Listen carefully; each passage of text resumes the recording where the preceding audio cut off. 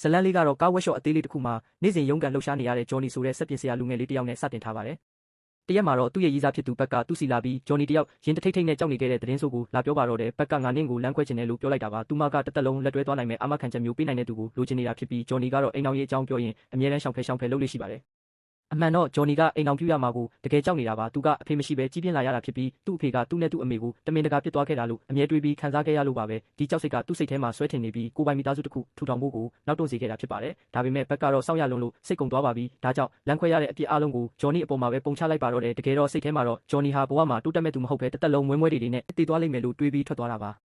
ဘတ်ထွက်သွားတဲ့အတွက်ဂျော်နီရင်ခွဲမတက်ခံစားရပေမဲ့လည်းသူ့အမေကိုပဲလှုပ်ကြွေးပြုစုပြီးဒီလိုရိုးရှင်းတဲ့ဘဝလေးနဲ့ပဲပျော်ပျော်ရွှင်ရွှင်နေသွားတော့မယ်လို့ဆုံးဖြတ်လိုက်ပါတယ်အဲ့ဒီညမှာပဲဂျော်နီဟာသူ့နဲ့သူ့တငယ်ချင်းတွေအမြဲသွားနေကြဘာတစ်ခုကိုသွားခဲ့ပါတယ်အဲ့ဒီမှာသူကစင်ပေါ်တက်ပြီးရင်ခွဲနာကျနေတဲ့သူတယောက်လိုအားရပါရတချင်းဆိုနေခဲ့ပါတယ်အဲ့ဒီအချိန်မှာပဲအမျိုးသမီးတယောက်ဘားတဲ့ကိုလမ်းလျှောက်ဝင်လာပြီးဂျော်နီကိုစိုက်ကြည့်နေခဲ့ပါတယ်တချင်းလည်းပြီးရောအဲ့ဒီအမျိုးသမီးကဂျော်နီစီတောက်လာပြီးသူ့မနာမည် Prudence လို့မိတ်ဆက်ပါတယ်Prudence ကသူမဟာအင်္ဂလန်က Glaswick နယ်စားကြီးရဲ့အကြံပေးတစ်ယောက်ဖြစ်ကြောင်းရှင်းပြပါတယ်။အဲ့ဒီနောက်ဂျော်နီကိုလေရင်လက်မှတ်တစ်ဆောင်ပေးပြီးနယ်စားကြီးနဲ့တွားတွေ့ဖို့ပြောပါတယ်။ဒါတင်မကသေးပဲဂျော်နီဟာအဲ့ဒီနယ်စားကြီးရဲ့တာအရင်ခောက်ဖြစ်တယ်ဆိုတာတက်တည်ပြတဲ့မွေးစည်းရင်းဟောင်းတစ်ခုကိုပါထုတ်ပြလိုက်ပါတယ်။ဒါကိုမြင်တော့ဂျော်နီတယောက်စွန့်သွားပြီးစာရွက်ကိုသူမလက်ထဲပြန်ထိုးထည့်ပေးလိုက်ပါတယ်။လွန်ခဲ့တဲ့အနှစ်30ကမိသားစုကိုပြစ်သွားတဲ့လူစားမျိုးနဲ့ဘလို့မှမတွေ့ချင်ဘူးလို့ဂျော်နီကခေါ်လိုက်ပါတယ်နောက်တနေ့မနက်မှာတော့ဂျော်နီကသူ့အမေဒေါ်တီစီတန်တန်မတ်သွားပြီးအမှန်တရားကိုမေးပါတော့တယ်သူ့အမေကလည်းတားဖြစ်သူတော်တော်များများသိနေပြီဆိုတာရိပ်မိသွားတဲ့အတွက်ဆက်ပြီးဖုံးကွယ်မထားတော့ပဲအတိတ်ကအကြောင်းတွေကိုဖွင့်ပြောပါတော့တယ်ဂျော်နီရဲ့ဂီတသမားအဖေအကြောင်းကိုပြောပြတာပါဂျော်နီအမေနဲ့ Glaswick နယ်စားကြီးဝီလီယံတို့ငငယ်တုန်းကတယောက်နဲ့တယောက်တက်ထက်မကချစ်ခဲ့ကြပါတယ်ဒါပေမဲ့ဝီလီယံရဲ့မိသားစုကသူတို့အိမ်အောင်ရေးကိုလုံးဝလက်မခံတဲ့အတွက်နှစ်ယောက်သားအတူတူထွက်ပြေးခဲ့ကြပါတယ်ဝီလီယံကဒေါ်တီနဲ့အတူရှိဖို့အတွက်အရာအလုံးကိုစွန့်လွတ်ပါမယ်လို့ကတိပေးခဲ့ပေမဲ့နောက်ဆုံးမှာတော့သူ့ရဲ့ဩဇာကြီးမားတဲ့မိသားစုရဲ့ဖိအားတွေကြောင့်ပြန်သွားခဲ့ရပါတယ်။ဒါတွေကဒေါ်တီကိုယဉ်ကျိုးစေခဲ့ပြီးမင်္ဂလာပွဲကိုဖျက်သိမ်းလိုက်ပါတော့တယ်။ဒါပေမဲ့မကြခင်မှာပဲသူမမှာကိုဝင်ရှိနေမှန်းသိလိုက်ရပါတယ်။ဝီလီယံကိုကလေးအကြောင်းပြောပြဖို့စာရီအများကြီးပေးပို့ခဲ့ပေမဲ့တစောင်မှပြန်စာမရခဲ့ပါဘူး။ဝီလီယံကသူမကိုလုံးဝမေ့သွားပြီးအထင်နဲ့တားဖြစ်သူကိုတယောက်တည်းရုန်းကန်ပြီးပြုစုပြောထောင်ခဲ့တာပါ။အခုတော့သူမကဂျော်နီကိုဝီလီယံစီသွားတွေ့ဖို့တိုက်တွန်းပြီးတခါမှမမြင်ဘူးတဲ့အဖေဖြစ်သူကိုသွားတိကျွန်းဖို့ပြောပါတယ်အမေဖြစ်သူစကားကြောင့်ဂျော်နီဟာ Glaswick နယ်စားကြီးနေထိုင်တဲ့ကြီးကျယ်ခမ်းနားလှပတဲ့နန်းတော်ကြီးစီကိုရောက်လာခဲ့ပါတယ်။ Prudence ကသူ့ကိုကြိုဆိုပြီးနန်းတော်ထဲကအခန်းတွေကိုလိုက်လံပြသပေးပါတယ်။ခေတ္တမျှကြာပြီးနောက်သူမကဂျော်နီကိုနယ်စားကြီးရဲ့စာကြည့်ခန်းထဲခေါ်သွားပြီးအဲ့ဒီမှာခဏဆောင်နေဖို့ပြောပါတယ်ပြီးတော့ဘာပစ္စည်းကိုမှရှောက်မကင်ဖို့လည်းတတိပေးသွားပါသေးတယ်။ဒါပေမဲ့သူမထွက်သွားတာနဲ့တပြိုင်နက်ဂျော်နီကဓာတ်တိုင်းကျင်းနဲ့ဓာတ်ဟောင်းတစ်လက်ကိုကောက်ကင်ပြီးစုပ်ကစားနေခဲ့ပါတယ်မကြခင်မှာပဲဝီလီယံဝင်လာပါတယ်အဖေနဲ့သားကရုပ်ချင်းတအားတူယုံတင်မကပဲစကားပြောပုံအမူအရာတွေပါထပ်တူကြနေပါတယ်ရှေ့မှာရက်နေတဲ့သူကမိမိတခါမှမတွေ့ဘူးတဲ့အဖေရင်းကြီးမှန်းဂျော်နီတိလိုက်ရတဲ့အချိန်မှာအခြေအနေကတင်းမာသွားပါတယ်တစ်ဖက်မှာလည်းဝီလီယံကဂျော်နီကိုပတ်စံလာတောင်းတယ်လို့ပဲထင်နေတာပါ Prudence ကဖိတ်ခေါ်လို့ရောက်လာတာမှန်းသူလုံးဝမသိပါဘူးပတ်စံကိစ္စဆွဆွဲချက်ကိုကြားလိုက်ရတော့ဂျော်နီစိတ်ထိခိုက်သွားပြီးသူဟာလွန်ခဲ့တဲ့ဆယ်စုနှစ်ပေါင်းများစွာကပျောက်ကွယ်သွားတဲ့အဖေကိုလာတွေ့တာဖြစ်ကြောင်းပြောပါတယ်ဒါပေမဲ့နှစ်အတော်ကြာမှတွေ့ရတဲ့သားပေါ်အေးဆက်ဆန်တဲ့အဖေဖြစ်သူရဲ့သဘောထားကိုမြင်တော့ဂျော်နီတယောက်စိတ်ပြက်ပြီးဒေါသထွက်သွားပါတယ်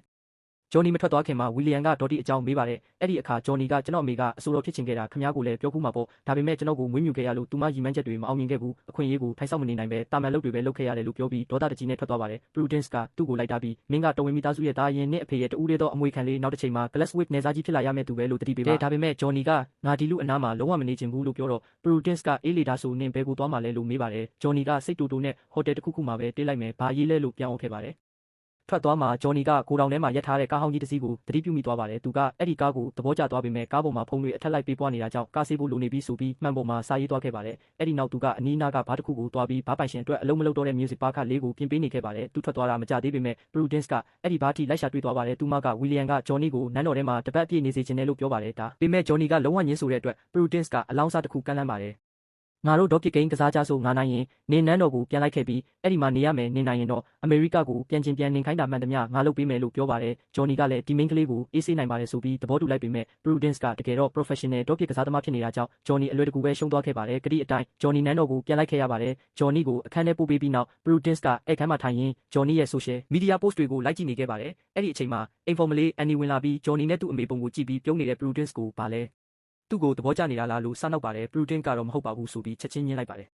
နောက်ရက်မနက်မှာ Prudence တယောက်ဂျော်နီခန်းစီသွားတဲ့အခါဂျော်နီကနှစ်ပေါင်းများစွာပြတ်နေတဲ့တက်ပြားဖွင့်ဆက်ဟောင်းကြီးကိုပြင်နေတာကိုတွေ့ရပါတယ်။အဲ့ဒီနောက်သူမကဂျော်နီကိုနေစားကြီးရဲ့ပိုင်နက်မြေတွေကိုလိုက်ပြဖို့စပေးအတူတူစီးကြပါတယ်။ Glaswick နေစားကြီးမှာမြေက4000ကျော်ရှိပြီးအများစုကစိုက်ပျိုးရေးမြေတွေဖြစ်ကြောင်းပိုင်နက်ထဲမှာကိုပိုင်ဖျားကြောင်းနဲ့တော်ဝင်မိသားစုတူတန်လည်းရှိကြောင်းရှင်းပြပါတယ်။ပြီးတော့ဝီလီယံရဲ့အဖေကမိသားစုစီးစိမ်တွေကိုဖြုံးတိပစ်ခဲ့လို့အကျွေးတွေအများကြီးကြံခဲ့ကြောင်းလည်းပြောပြပါတယ်။ အဲ့ဒီနောက် Finn ဆိုတဲ့အဖိုးတယောက်ရဲ့ခြံစီရောက်သွားကြပါတယ်။ ဂျော်နီရဲ့မျက်လုံးကအဲ့ဒီခြံထဲမှာ10 နှစ်လောက်ပြက်ပြီးဖြစ်ထားတဲ့အမှုန့်ကျိတ်ဆက်ကြီးစီရောက်သွားပါတယ်။ဘေးနားကမုံလာဦးနီပုံကြီးကိုမြင်တော့ Finn ကအခုခေတ်မှာမုံလာဦးနီကမျက်စွန်းတာမဟုတ်ကြောင်းနဲ့မင်းအဖေဝီလီယံကလူကောင်းတစ်ယောက်ပါသူကလက်သမားတွေစီကမြေငါးခလုံးဝမတောင်းဘူးလို့ပြောပြပါတယ်။နန်းတော်ကိုပြန်လာလမ်းမှာတော့ Prudence ကဂျော်နီကိုသူ့ရဲ့ဝမ်းကွဲညီကိုတော်ဆက်သူ Alistair နဲ့မိတ်ဆက်ပေးပါတယ်။အကယ်၍ဝီလီယံမှာသားသမီးမရှိရင် Alistair ကနောက်ထပ်နေစားကြီးဖြစ်လာမယ်သူပါ။လမ်းလျှောက်ရင်းနဲ့ Prudence ကဂျော်နီကိုနင်းနေစားကြီးဖြစ်ဖို့တကယ်စဉ်းစားသင့်တယ်ငါ Alistair ကိုအဲ့ဒီယာတူးမှာလုံးဝမထိုင်စေချင်ဘူးလို့ပြောပြီးသူမရဲ့ကိုယ်ပိုင်ဆက်ကြောင်းကိုဖွင့်ပြောပြပါတယ်။သူမရဲ့မိဘတွေကနေစားကြီးမိသားစုစီမှာနှစ်ပေါင်းများစွာအလုပ်ကျွေးပြုခဲ့လို့သူမဟာနန်းတော်ထဲမှာပဲကြီးပြင်းခဲ့ရတာပါ။သူမအသက်8နှစ်သားမှာမိဘတွေမတော်တဆမှုနဲ့ဆုံးပါသွားတဲ့အခါဝီလီယံကသူမကိုသမီးရင်းလိုစောင့်ရှောက်ပြီးအကောင်းဆုံးကြောင်းတွေပေးတတ်ခဲ့ပါတယ်။ဒါကြောင့် Prudence ကဝီလီယံအပေါ်အမြဲကျေးဇူးဆက်ချင်နေတာဖြစ်ပြီးနောက်ထပ်နေစားကြီးဟာဂျော်နီလိုအရေးချင်းရှိပြီးစိတ်နှလုံးကောင်းတဲ့သူဖြစ်စေချင်တာပါ။မကြာခင်မှာပဲနန်းတော်ကိုဂုံတွေရှိဧည့်သည်တွေရောက်လာကြပြီးအဲ့ဒီထဲမှာ Alistair နဲ့သူ့အမေလည်းပါဝင်ပါတယ်။သူတို့သားအမိကဂျော်နီကိုတာမန်အမေရိကန်စင်ရဲသားမှုတော်ဝင်လူနေမှုစနစ်ကိုဘာမှသိမှမဟုတ်ဘူးဆိုပြီးအကွက်ရရင်ရတယ်လို့နှိမ်ကြပါတယ်။မြင်းစီးတဲ့နေရာမှာတော့ Alistair ကဂျော်နီကိုအဆက်ခွဲဖို့ကြိုးစားခဲ့ပေမဲ့ဂျော်နီကမြင်းကိုကျွမ်းကျင်စွာစီးပြလိုက်လို့အားလုံးအံ့ဩသွားကြပါတယ်။ဒါတင်မကသေးပဲမြင်းပေါ်ကပြုတ်ကျလူနီးပါးဖြစ်တဲ့ Alistair ကိုပါဂျော်နီကကယ်တင်ပေးခဲ့ပါသေးတယ်။နောက်တော့ဂျော်နီကမိဖို့ချောင်ထဲဝင်ပြီးမုံလာဦးနီဖြော်ရည်လုပ်ပြီးဝန်ထမ်းတွေကိုလိုက်တိုက်ပါတယ်။အန်နီကပထမတော့ခါတက်နိုင်လို့ဒီအသီးကိုတအားမုန်းလာလို့ပြောနေတော့ Prudence ဝင်လာပြီးအလုပ်ပြန်လုပ်ဖို့ပြောပါတယ်ပြီးတော့သူမကိုယ်တိုင်လည်းဖြော်ရည်ကိုမြည်ကြည့်ရတအားရတာရှိလို့သဘောကျသွားပါတယ်။ညနေပိုင်းနန်းတော်ရဲ့အထူးညစာစားပွဲမှာတော့ဂျော်နီက Prudence တယောက်လှပတဲ့ခေါင်းဝင်လေးနဲ့ဆင်းလာတာကိုမြင်ပြီးမြင့်တက်သွားရလောက်အောင်နေမောနေခဲ့ပါတယ်။ညစာစားပွဲပထမဆုံးပွဲတော်မှာတော့ပကံတဲကထူးဆန်းတဲ့ငါးဟင်းကြောင့်ဂျော်နီစားခြင်းစိတ်ပျောက်သွားပါတယ်။ဒါကို Alistair ကချက်ချင်းအခွင့်ကောင်းယူပြီးနင်းတော်ဝင်ဝိုင်းရဲ့စားတောက်ပုံစနစ်တွေကိုမသိဘူးထင်တယ်ရပါတယ်။နောက်မှငါတင်ပေးမယ်ဆိုပြီးနှိမ်လိုက်ပါတယ်။ဒါပေမဲ့ဂျော်နီကဂယုမဆိုင်ပဲပြက်လုံးတစ်ခုထုတ်ပြောလိုက်ရာတခြားဧည့်သည်တွေအားလုံးဝုန်းတိုင်းကျဲရေမောကုန်ကြပါတယ်။ဂျော်နီဟာသူတို့သားအမိရဲ့အနှိမ်ဖြင်းတွေကိုအလျှော့ပေးမဲ့သူမဟုတ်မှန်းပြသလိုက်တာပါ။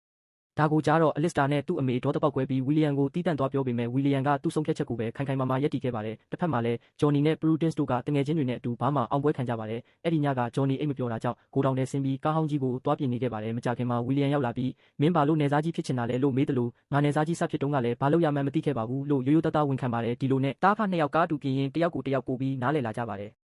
ဂျော်နီကကိုတောင်ထဲမှာကားဆက်ပြင်နေပြီးဝီလီယံကလည်းကူညီပေးပါတယ်။အင်ဂျင်ကိုစစ်ဆေးနေတော့ဝီလီယံကအတိတ်ကအမှန်တရားကိုဖွင့်ပြောပါတယ်။ငါမင်းမေစီကစားတစောင်းမှမရခဲ့ဘူး။မင်းရှိနေမှလည်းငါလုံးဝမသိခဲ့ဘူး။ငါကိုယ်တိုင်လည်းမင်းမေစီစားတွေအများကြီးပေးပို့ခဲ့ပေမဲ့ပြန်စားမရခဲ့လို့ဒေါ်တီကငါ့ကိုမေ့ပြီးဘဝတစ္ဆာသွားပြီလို့ပဲထင်ခဲ့တာလို့ပြောပါတယ်။ဂျော်နီကလည်းအမေလည်းခမည်းစီကစားတစောင်းမှမရခဲ့ဘူးလို့ပြန်ပြောပြတဲ့အခါမှာတော့သူတို့သားဖကိုတယောက်ယောက်ကတမင်တကာတွေးခွဲခဲ့မှန်းသဘောပေါက်သွားအားကြပါတယ်။ဂျော်နီကအဖေကားဆက်နိုးကြည့်ပါဦးလို့ပြောပြီးဝီလီယံတော့လှည့်လိုက်တဲ့အခါကားဟောင်းကြီးကအုံကနေဆက်နိုးသွားပြီးနှစ်ယောက်သားကလေးတွေလိုပျော်ရွှင်စွာရေမောကြပါတော့တယ်။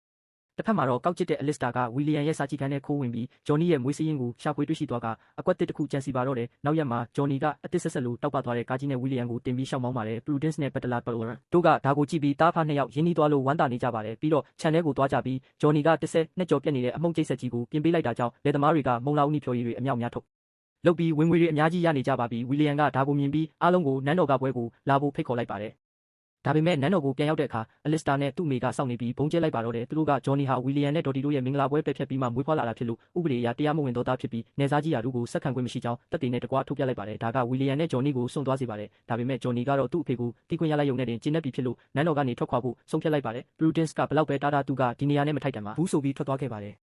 ဂျော်နီတယောက်ဘားကိုပြန်ရောက်တော့အားလုံးကသတင်းကြားပြီးစိတ်မကောင်းဖြစ်နေကြကဂျော်နီမပါရင်ကပ်ပွဲကိုလုံးဝမသွားဘူးလို့ဆုံးဖြတ်ကြပါတယ်။နန်းတော်ကဝန်ထမ်းတွေကလည်းထိုနည်းတူပါပဲ။တစ်ဖက်မှာတော့ Prudence ကရုံးခန်းထဲမှာဂျော်နီရဲ့မွေးစည်းရင်းနဲ့စာရွက်စာတမ်းတွေကိုတေချာပြန်စစ်ဆေးရင်းထူးခြားတဲ့အချက်တစ်ခုကိုရှာဖွေတွေ့ရှိသွားပါတယ်။သူမချက်ချင်းပဲဂျော်နီစီပြေးသွားပြီးငါအတွက်ကြောင့်မို့လို့ကပ်ပွဲကိုလိုက်ခဲ့ပေးပါလို့တောင်းဆိုပါတယ်။ပွဲစားတဲ့အချိန်မှာဝီလီယံကဧည့်သည်တွေကိုကြိုဆိုနေရင်ဂျော်နီအမေဒေါ်တီလန်လျှောက်ဝင်လာတာကိုမြင်ပြီးအံ့ဩဝမ်းသာသွားကအားလုံးနဲ့မိတ်ဆက်ပေးပါတယ်။မကြာခင်မှာပဲဂျော်နီလည်း Prudence သူ့တငယ်ချင်းတွေနဲ့အတူပွဲကိုရောက်လာပါတယ်။ Alistair တို့သားအမိကတော့တာမန်လူတွေတော်ဝင်ပွဲကိုရောက်လာတာကိုကြည့်ပြီးမကြေမနက်ဖြစ်နေကြပါတယ်။ဂျော်နီကပွဲထဲမှာသူ့အမေကိုမြင်တော့အံ့ဩသွားပါတယ်။အဲ့ဒီနောက်ဝီလီယံကစင်မော်တက်ပြီးဒီတစ်ပတ်အတွင်းမှာငါဘဝကြီးလုံးဝပြောင်းလဲသွားခဲ့ပြီးငါသားကြောင့်အတိတ်ကအမှတ်တရတွေပြန်ရခဲ့ပြီးဆုံးရှုံးခဲ့တဲ့ဘဝကိုပြန်ရှာတွေ့ခဲ့ပြီးလို့ပြောကဂျော်နီကိုပဲအမွေဆက်ခံသူအဖြစ်ကြေညာလိုက်ပါတယ်။ Alistair ကချက်ချင်းတကန့်ကွက်ပြီးဂျော်နီကတရားမဝင်တဲ့သားပါလို့အော်ပြောတဲ့အချိန်မှာပဲ Prudence ကကြားထဲကဝင်ပြီးအမှန်တရားကိုဖွင့်ချလိုက်ပါတယ်။သူမကမင်္ဂလာပွဲဖြတ်သိမ်းတဲ့စာရွက်ပေါ်ကဝီလီယံရဲ့လက်မှတ်ဟာအတူဖြစ်ကြောင်းသူ့လက်မှတ်ကတူပရခတ်တဲ့ထူးခြားမှုရှိကြောင်းသက်သေပြလိုက်ပါတယ်။ Alistair တယောက်ပြရခတ်ပြီးစကားတွေလျှောက်ပြောနေပေမဲ့ဝီလီယံကဒေါသကြီးနဲ့ဒီကနေအခုချက်ချင်းထွက်သွားလို့မောင်းထုတ်လိုက်ပါတော့တယ်။နောက်ဆုံးမှာတော့ဂျော်နီကသူ့အဖေကိုဖက်လဲတကင်ပွေ့ဖက်လိုက်ပြီးသူဟာဒီကလက်သမားတွေနဲ့ပူးပေါင်းပြီးဖြော်ရည်ကုမ္ပဏီတစ်ခုထူထောင်မဲ့အကြောင်းအနာဂတ်စီမံကိန်းတွေကိုကြေညာလိုက်ပါတယ်။ဇလန်းအဆုံးမှာတော့ဂျော်နီက Prudence ကိုကပွဲစင်မြင့်ထက်မှာတွဲကပြီးပျော်ရွှင်စရာကောင်းတဲ့ပတ်ဝန်းကျင်လေးဖြစ်သွားခဲ့ပါတယ်။ကပြီးနောက်ဂျော်နီက Prudence ကိုဥယျာဉ်ထဲခေါ်သွားပြီးသူ့ရဲ့အချစ်တွေကိုဖွင့်ပြောရာ Prudence ကလည်းလက်ခံပြီးနမ်းလိုက်ကြပါတော့တယ်။ဒီလိုနဲ့ကျွန်တော်တို့ရဲ့သူရဲကောင်းလေးဂျော်နီတယောက်နဲ့စားကြီးရာထူးကိုလည်းရရှိပြီးချစ်သူကောင်းမလေးကိုလည်းပိုင်ဆိုင်သွားရင်းနဲ့ဇကားလေးကပြီးဆုံးသွားပါတော့တယ်။